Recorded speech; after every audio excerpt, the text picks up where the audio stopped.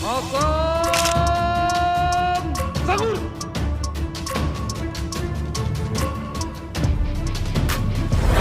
Halo sahabat Indo Newspaper. Oke, jadi seperti yang kalian tahu, baru-baru ini kekuatan salah satu pasukan khusus kita ditambah menjadi lebih besar lagi guys, yaitu Kopassus yang kini markasnya disebar ke 6 pulau-pulau besar di Indonesia. Dan terkait update dari jumlah dan markas pasukan Kopassus ini, pihak TNI pun akhirnya angkat bicara guys. Mereka buka suara soalnya, di mana sajakah kini markas Kopassus bakal dibangun dan apa alasannya. Nah, jadi admin kutip dari banyak sumber berita berikut. Seperti yang kalian tahu, Komando Pasukan Khusus atau yang lebih dikenal dengan nama Kopassus adalah pasukan khusus kebanggaan TNI Angkatan Darat guys, yang terkenal dengan kemampuan tempur kelas dunia, disiplin baja, dan operasi rahasia yang mungkin masih banyak yang belum kita ketahui. Mereka mengenakan baret merah yang menjadi simbol keberanian. Prajurit Kopassus pun dilatih untuk menuntaskan misi-misi berbahaya dari infiltrasi, sabotase, operasi lintas udara hingga penanggulangan teror. Nah, kini kekuatan pasukan khusus ini pun mendapat suntikan besar melalui Peraturan Presiden Nomor 84 Tahun 2025 guys, yang diteken langsung oleh Pak Presiden Prabowo Subianto. Dan tak main-main, struktur organisasi Kopassus bukan hanya diperbesar, tapi juga dipertegas nih, dengan peningkatan status pucuk pimpinan dari Danjen Bintang 2 menjadi Panglima Kopassus Bintang 3. Dan yang paling mencolok, jumlah grup Kopassus yang sebelumnya hanya 3, kini telah bertambah menjadi 6 grup penuh guys. Dan ini untuk pertama kalinya markas-markas mereka akan disebar ke 6 pulau besar di Indonesia.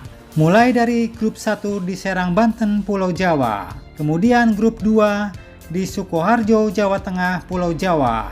Kemudian grup 3 di Dumai, Riau, Pulau Sumatera. Grup 4 di Penajam, Kalimantan Timur, Pulau Kalimantan. Grup 5 di Kendari, Sulawesi Tenggara, Pulau Sulawesi. Dan grup 6 di Timika, Papua Tengah, yaitu Pulau Papua guys. Kemudian untuk markas besar Kopassus tetap berada di Cijantung, Jakarta Timur, bersama dengan Satuan 81 untuk penanggulangan anti teror dan Pusdiklat Passus di Batu Jajar, Bandung, Jawa Barat. Dan pertanyaannya, mengapa kini markas-markas Kopassus ini harus disebar? Nah, jadi menurut sumber-sumber berita tadi, dijelaskan bahwa selama ini seluruh kekuatan tempur Kopassus terpusat di Pulau Jawa guys. Artinya, jika terjadi ancaman di wilayah luar Jawa, pasukan pun harus digeser dulu dengan waktu tempuh yang sangat berharga. Dan dengan penyebaran ke 6 pulau besar ini, setiap grup pun bisa menjadi tameng pertama yang langsung bergerak mengamankan wilayah strategis sebelum ancaman membesar. Seperti dijelaskan oleh Kadis Penat Brigjen Wahyu Yudayana. Langkah ini pun adalah jawaban atas kebutuhan respon cepat terhadap segala bentuk ancaman guys, mulai dari terorisme, sabotase, hingga infiltrasi asing. Dan tiap grup nantinya akan beroperasi berdampingan dengan satuan kewilayahan seperti Kodam, agar mampu melaksanakan operasi mandiri di wilayahnya. Dan dengan formasi baru ini, Kopassus pun nanti akan benar-benar menjadi pasukan pemukul cepat yang siap bergerak kapan saja, di mana saja, dari Sabang sampai Jawa. Dan ini jelas adalah sebuah pesan kuat bagi siapapun bahwa keamanan Indonesia ada di tangan prajurit-prajurit pilihan yang selalu siaga di garda terdepan. Tak lagi berpusat di Pulau Jawa, tapi kini para pasukan Kopassus yang anggotanya berasal dari berbagai suku bangsa di Indonesia pun kini juga telah menyebar untuk dengan sigap menjaga tiap-tiap pulau besar di Indonesia beserta wilayah-wilayah sekitarnya.